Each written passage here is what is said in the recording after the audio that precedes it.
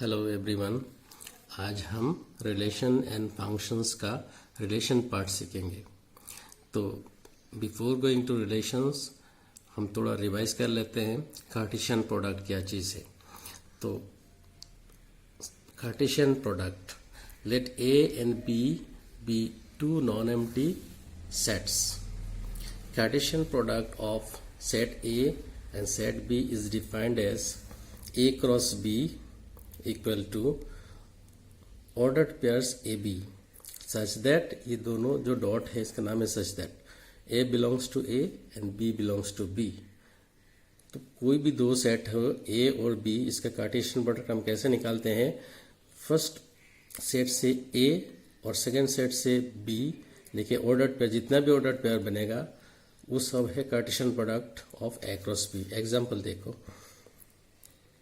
Example एक suppose A equal to 1 2 3 एक set है जिसमें एलिमेंट्स है 1 2 3 एंड बी में है एक्स एंड वाई। तो Cartesian product of A cross B लिखा जाता है ऐसे, ए इंटू बी जैसा ही है, इक्वल टू ये देखो 1 और यहाँ से एक्स लिया, देन 1 और यहाँ से y लिया, then 2x 2y 3x 3y। ये सारे एलिमेंट्स यहाँ पे मैंने लिख दिया ऑर्डर्ड पेयर के रूप में। तो ये हो गया all the elements of A cross B. अब रिलेशन क्या है? Relation from a set A to a set B is a subset of A cross B. ये ठीक से समझ में नहीं आएगा, एग्जाम्पल देखेंगे तो क्लियर समझ में आ जाएगा। ये देखो example, let A equal to 1 2 3 लिया हमने और बी में एक्स वाई लिया, पहले जैसा एग्जाम्पल ही लिया। अब ए क्रॉस बी में कौन सा एलिमेंट आता है? पहले हमने कर दिया 1x आएगा 1y आएगा 2x आएगा 2y आएगा 3x 3y। ये फर्स्ट एलिमेंट जो है वो फर्स्ट सेट में होना चाहिए and first element first set में होना चाहिए, सेकंड एलिमेंट सेकंड सेट में होना चाहिए, और जितना भी ऑर्डर पेयर बनेगा सारे के सारे आ जाएंगे ए क्रॉस बी में। अभी सपोज मैंने कंसीडर किया एक रिलेशन R, उसमें मैंने लिया 1x 2y 3x।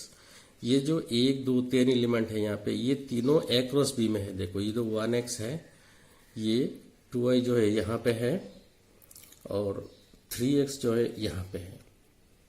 तो ये एक हो गया एक सबसेट R।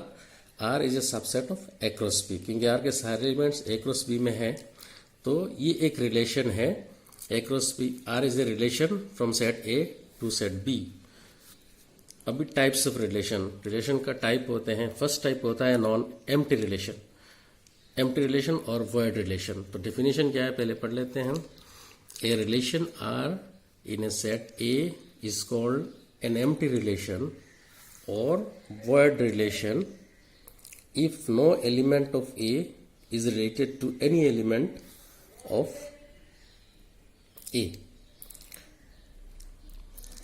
एम्प्टी रिलेशन उसी को कहा जाएगा A का कोई भी एलिमेंट अपने आप के साथ रिलेशन करना चाहिए। हर एक इफ एवरी रिलेशन नहीं करना चाहिए। No element of A is related to any element of A। जैसे example let A equal to 1 2 3।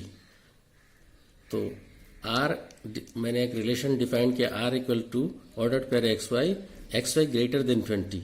ऐसे एलिमेंट्स होना चाहिए एक्स फर्स्ट ए का और वाई भी ए का से रिलेशन इन ए है, तो दोनों का मल्टीप्लिकेशन के बाद ग्रेटर देन 20 होना चाहिए। तो ऐसा कौन सा एलिमेंट है R में जो दो एलिमेंट मल्टीप्लाई करेंगे तो ग्रेटर देन 20 आएगा? एक भी नहीं है। 1 2 3 में कोई भी दो एलिमेंट ले लो और मल्टीप्लाई करो, एक भी एलिमेंट नहीं है। एक ऐसा दो एलिमेंट नहीं आएगा जो मल्टीप्लाई के बाद ग्रेटर देन 20 हो। तो इसीलिए R के जगह में कोई एलिमेंट नहीं आएगा, खाली रहेगा और कोई ऑर्डर्ड पेयर नहीं आ सकता यहाँ पे। वो इसका नाम है phi is an empty relation. Empty relation मतलब कोई भी एलिमेंट अपने आप के साथ रिलेशन नहीं करेगा। कोई भी एलिमेंट किसी और एलिमेंट इसी सेट का दोनों में कोई रिलेशन नहीं होगा। अभी है दूसरा है universal relation. A relation R in a set A is called universal relation if each element of A is related to every element of A। अब क्या है, पहले सेट से उल्टा है।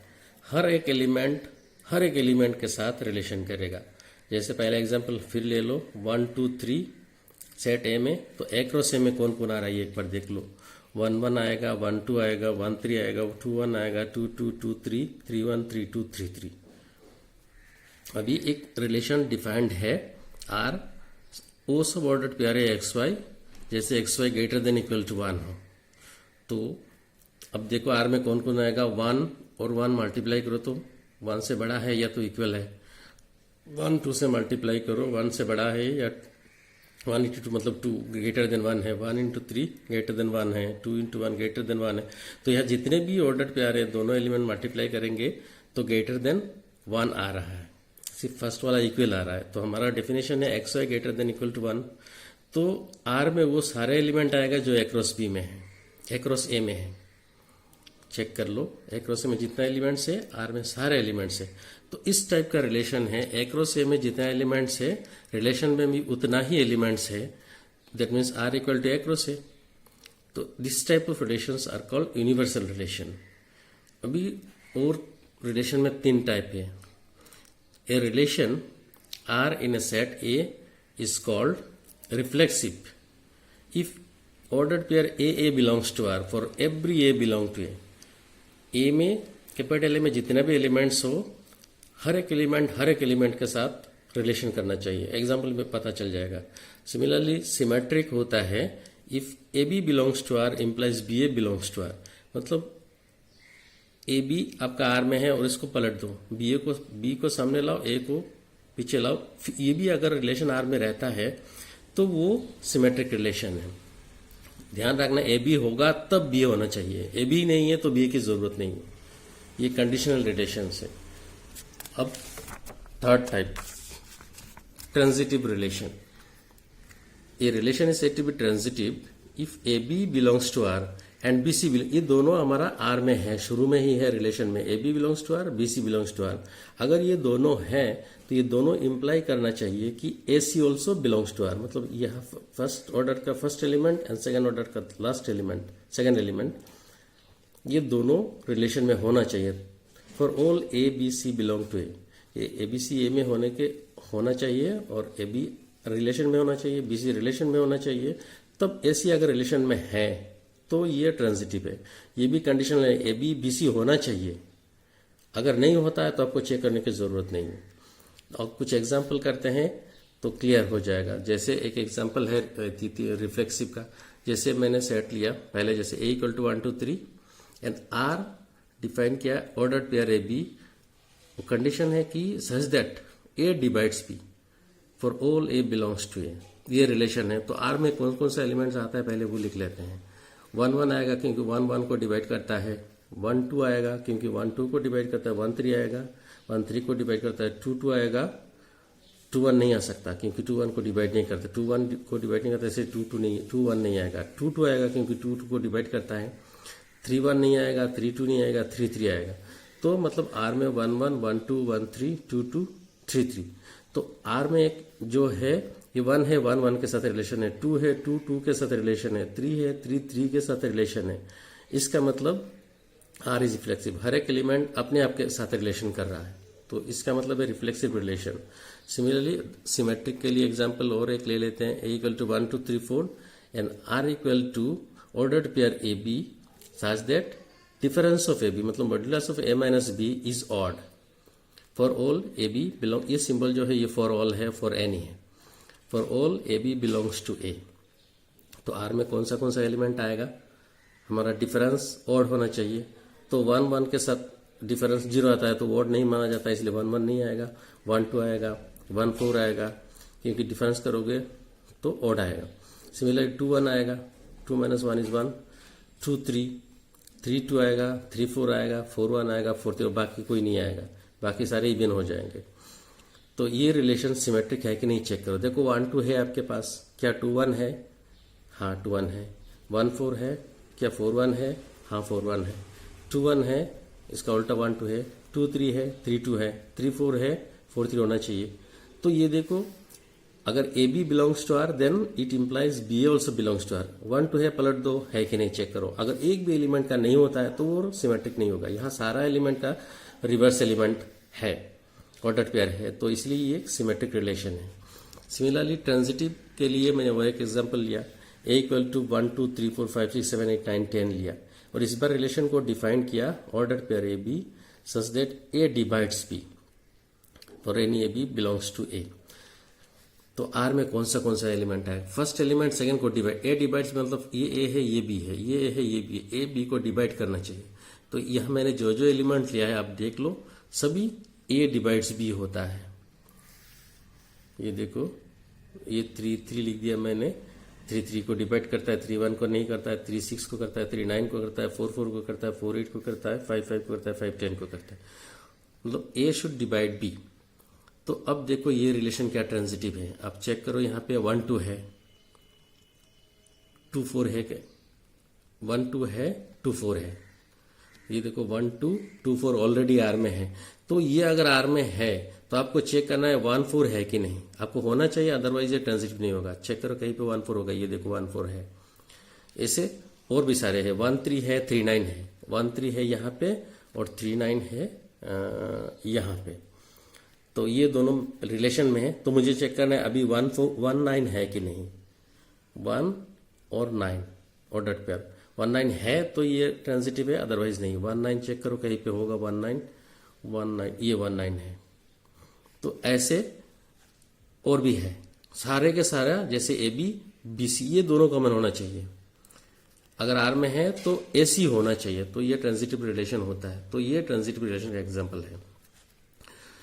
और अभी ये डेफिनेशन है, a relation R in a set A is said to be equivalence relation in R if R is reflexive symmetric and transitive. कोई रिलेशन एक साथ रिफ्लेक्सिव भी है, सिमेट्रिक भी है और ट्रांजिटिव भी है, तो ये रिलेशन का नाम है इक्विवेलेंस रिलेशन। जैसे ये एग्जांपल है, ए इक्वल टू 1 2 3 4 5 6 लिया मैंने और डिफाइन किया रिलेशन को A B order pair A B such that A B greater than equal to 1 for any A B belongs to A. यहाँ पे आर में जितना भी एलिमेंट्स है मतलब ए B greater than equal to 1 होना चाहिए, 2 मल्टीप्लाई करेंगे ग्रेटर देन 1 होना चाहिए। सारे जो मैंने ऑर्डर पेयर लिया है वो सब सेटिस्फाई करेगा।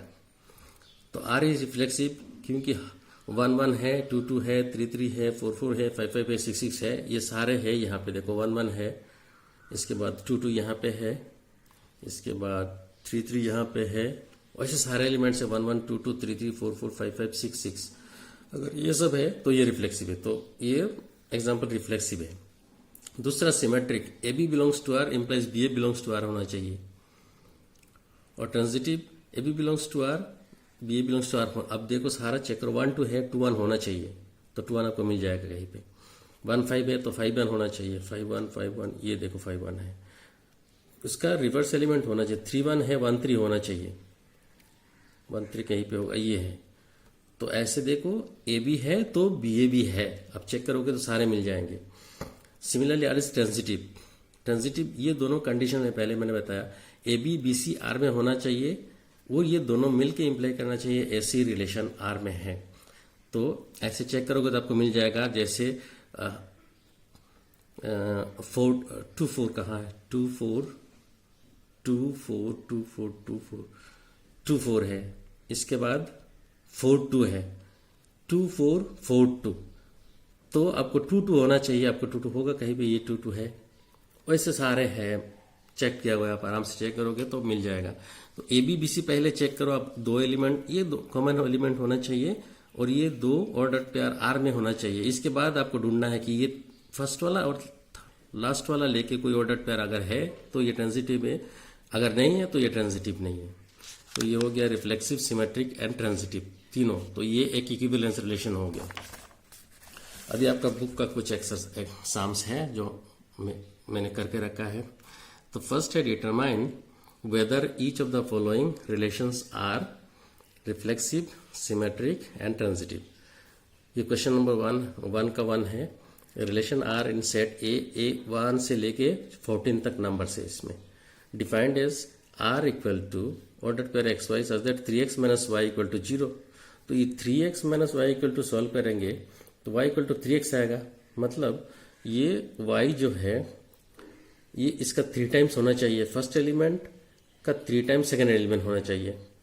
तो इस आर में कौन सा एलिमेंट आता है देख लो। ए तो ये है, ए सेट ये है, रिलेशन आर ये डिफाइंड है, और मैंने इन टेबुलर फॉर्म में लिखा है इसको। जैसे 1 है, ये 3 टाइम होना चाहिए, 3 होगा, 2 होगा तो 3 टाइम्स 6 होगा, 3 होगा तो 3 टाइम्स 9 होगा, 4 होगा तो 3 टाइम्स 12 होगा, 5 होगा तो 3 टाइम्स 15 होना चाहिए, जो 15 हमारा मेन सेट में ही नहीं है, तो इसीलिए वो 5 15 नहीं आएगा। यहाँ पे सिर्फ यही एलिमेंट आएगा। तो क्या ये पहले हम चेक करेंगे क्या ये रिफ्लेक्सिव है। 1 मेरे सेट ए में है, क्या 1 1 है रिलेशन में, चेक करो, 1 1 रिलेशन में नहीं है, तो इसीलिए एक एलिमेंट नहीं है, मतलब ये रिफ्लेक्सिव नहीं है। 1 1 नहीं है, 2 2 नहीं है, 3 3 कोई भी नहीं है, यहाँ पे एक नहीं है तब भी ये रिफ्लेक्सिव नहीं है। अब और सिमेट्रिक, सिमेट्रिक मतलब 1 3 है, ऑलरेडी है मेरे रिलेशन में, ये देखो 1 3 है, क्या उसका उल्टा 3 1 है, चेक करो 3 1 नहीं है, तो 1 3 है, 1 3 belongs to R but 3 1 does not belong to R, तो ये सिमेट्रिक भी नहीं है, R is not symmetric. Similarly transitive check करो, 1 3 है, 3 9 भी है, 1 3 3 9, देखो ये 1 3 3 9, ये 3 कॉमन है। अब मुझे चेक करना है 1 9 है कि नहीं, तो 1 9 रिलेशन में नहीं है, क्लियरली 1 9 रिलेशन में नहीं है, ये रिलेशन है, 1 9 कहीं पे नहीं है। तो एक ही ऐसा पेयर मिल जाए 1 3 3 9 है और 1 9 नहीं है, तो ये ट्रांजिटिव नहीं है, मुझे जो एक मिल गया तो इसलिए ये ट्रांजिटिव नहीं है। तो ये फर्स्ट एग्जाम्पल जो है वो रिफ्लेक्सिव भी नहीं है, सिमेट्रिक भी नहीं है, ट्रांजिटिव भी नहीं है।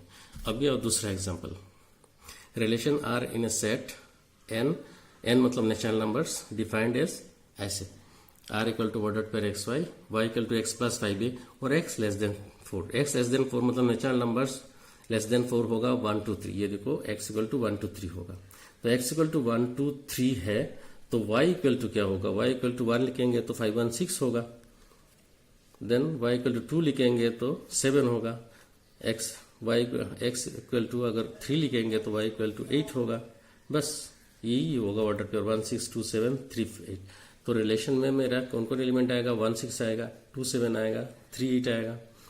तो चेक करना है कि ये रिफ्लेक्सिव है कि नहीं। 1 नेचुरल नंबर में है, लेकिन 1 1 मेरा रिलेशन में नहीं है, ये रिलेशन में 3 एलिमेंट है, 1 1 तो नहीं है, 2 2 भी नहीं है, 3 3 कोई भी नहीं है, तो इसलिए ये रिफ्लेक्सिव नहीं है।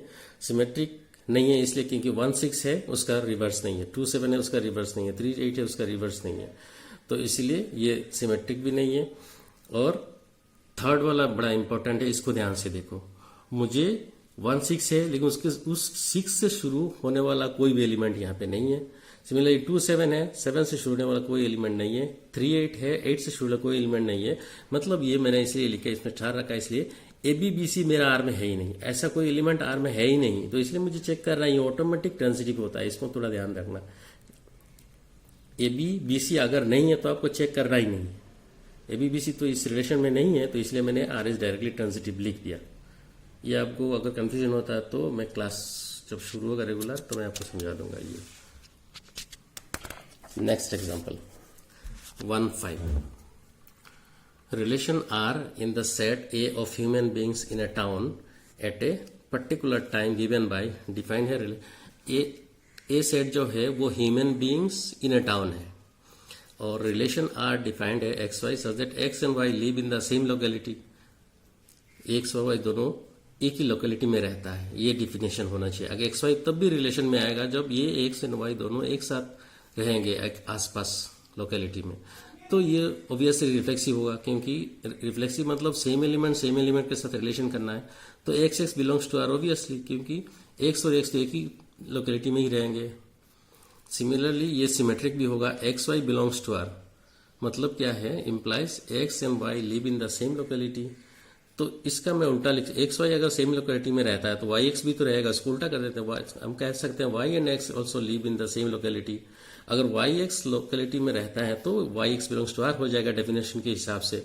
तो ये देखो x y belongs to R, it implies that y x belongs to R, तो ये सिमेट्रिक है, आर इज सिमेट्रिक। अब ट्रांजिटिव भी चेक करते हैं, हम 2 एलिमेंट लेते हैं ऑर्डर पे, आर पहले आर में कंसिडर करते हैं कि है हमारे पास एक्स वाई और वाई, देखो वाई से शुरू हुआ, y z belongs to R, x y belongs to R, ये इसका मतलब है x and y live in the same locality. Y z belongs to R, इसका मतलब है y and z live in the same locality. तो ये दोनों अगर मिलाते हैं तो ये हमें मिल जाता है x and z also live in the same locality. तो एक्स एंड जेड अगर सेम लोकेलिटी में है तो x z belongs to R. तो हमारा कंडीशन जो सेटिस्फाई हो गया x y y z belongs to R, ये इंप्लाई कर रहा है x z belongs to R, तो आर इज ट्रांजिटिव। अब ई एग्जाम्पल ई, मैंने कुछ एग्जाम्पल ज्यादा किया जैसे आपको क्लियर हो जाए और बाकी rest of the examples book आप कर सके। इसीलिए R equal to x y, x is father of y. अभी है ये एक्स वाई जो है ये ह्यूमन बीइंग है लिविंग इन सेम लोकेलिटी, और डिफाइन किया है अभी आर डिफाइन किया है x is father of y, मतलब ये वाई का फादर होना चाहिए, एक्स वाई का फादर होना चाहिए ऐसी कंडीशन में। तो ऑब्वियसली आज आर रिफ्लेक्सिव नहीं होगा क्योंकि एक्स एक्स का फादर नहीं हो सकता, कोई इंसान खुद का बाप तो नहीं हो सकता। तो for any x belongs to A, x x does not belongs to R, क्योंकि since x cannot be father of x, तो इसीलिए ये रिफ्लेक्सिव नहीं है। क्या सिमेट्रिक हो सकता है हम देख लेते हैं। X y belongs to R, ये इंप्लाई करता है x is father of y. क्या हम लिख सकते हैं उल्टा y is father of x? नहीं ना, तो इसलिए मैंने लिखा डज नॉट। ये लिख का इंप्लाइज, उसको काट दिया, मतलब ये does not imply, does not imply y is father of x. तो इसका इंप्लाई है y x does not belong to R, y x belong R में नहीं करता, एक्स वाई करता है तो वाई एक्स नहीं कर रहा है, तो इसीलिए ये सिमेट्रिक भी नहीं है।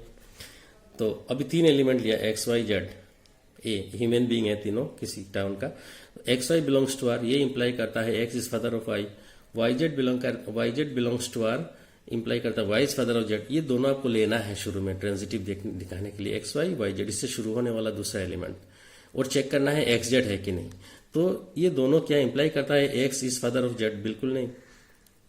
एक्स फादर ऑफ वाई और वाई फादर ऑफ जेड, तो एक्स फादर ऑफ जेड नहीं हो सकता, does not imply x father of z, तो एक्स जेड आर में नहीं हो सकता, x z does not belong to R, therefore R is not transitive.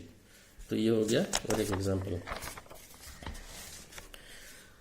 अभी question number 5, check whether the relation R in are, ये relation है, ये set of real numbers है। दोनों आर में मैंने थोड़ा सा डिफरेंस रखा है, दोनों आर हो गया।